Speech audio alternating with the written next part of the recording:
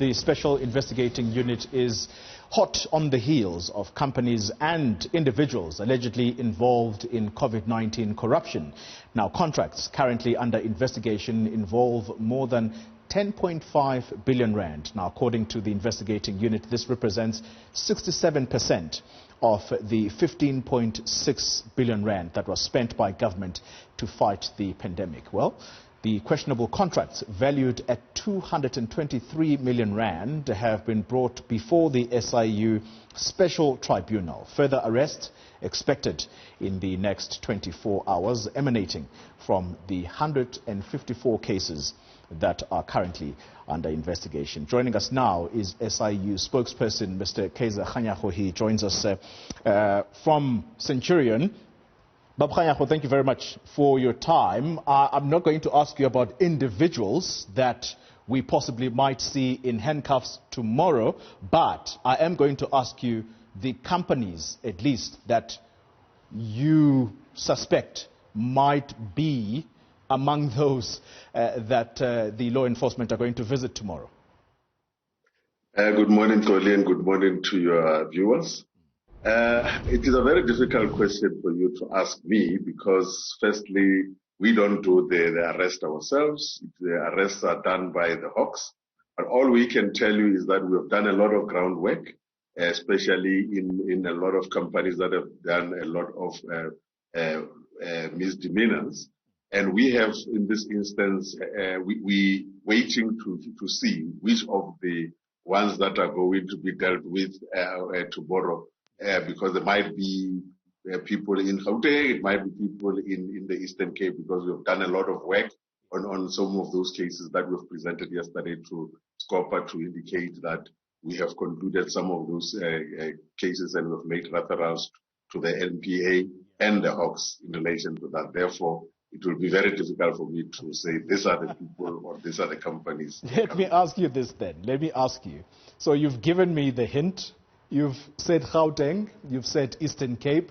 Are those the likely focus areas or focus provinces? I don't know, Xoli. We are in contact with the Hawks, and we will know where they are going to arrest if that is the case. But obviously, that is not so much of our focus. It is a focus that they need to deal with. We are dealing with recoveries, as you might have said.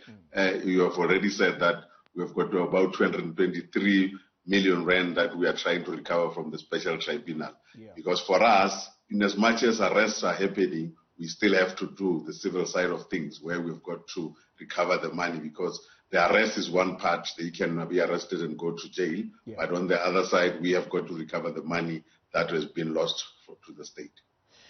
Let's then focus perhaps the attention on Gauteng.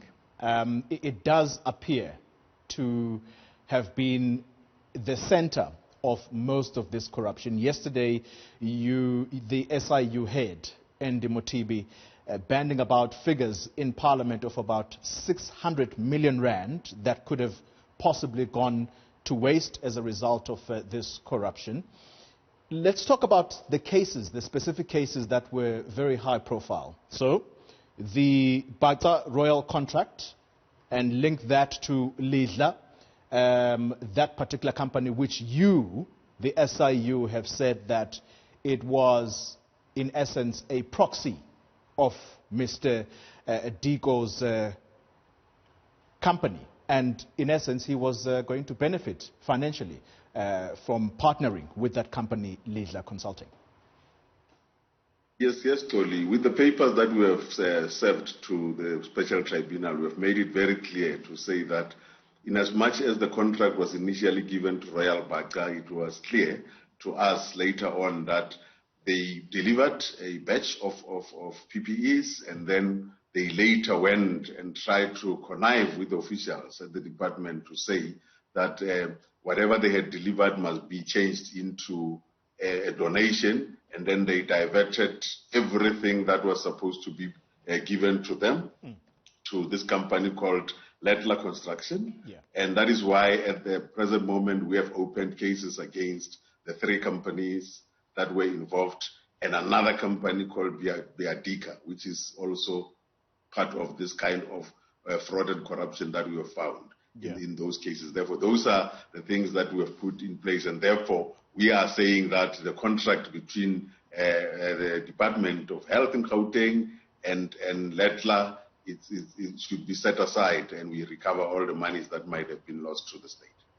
You know, I was reading over the weekend an article that was quoting one of the directors at Lidla, the very company that Royal Patra partnered with, and they're saying that you have been screaming corruption and saying this about innocent people, and what makes it worse is that you've gone to the media to actually muddy the waters further. And what you basically are using is, as this gentleman said, and I'm trying to find exactly what Mr. Mulatelo Lehong said. He says, and I want to quote him directly, you have elected to rely on unsubstantiated and impermissible references under the guise of an ongoing investigation. How do you respond to these accusations?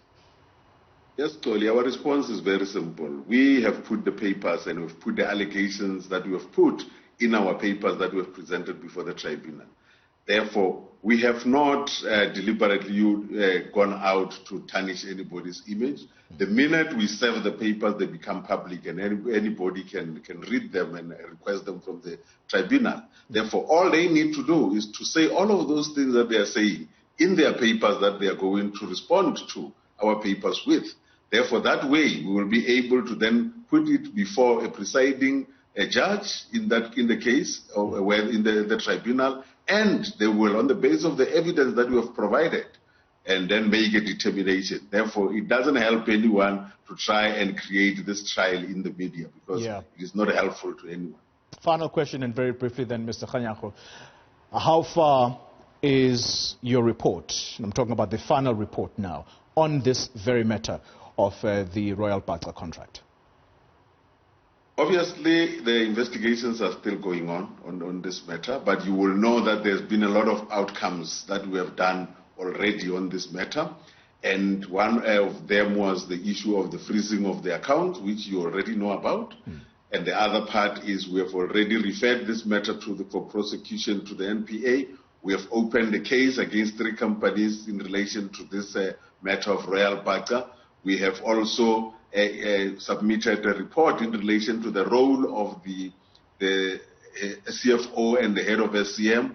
We have submitted a report again on the role of the head of department on this matter, but we have also submitted a report on the role of the MEC. And those are the outcomes that we have done in relation to this the investigation in the Department of Health. And we will continue with the investigation and make sure that all the companies are dealt with. You'll remember, this is just one company in the investigation of PPEs in Gauteng.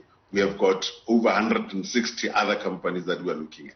All right, Mr. Kaizer Kganyago, he speaks for the Special Investigating Unit. Thank you very much for your time this morning.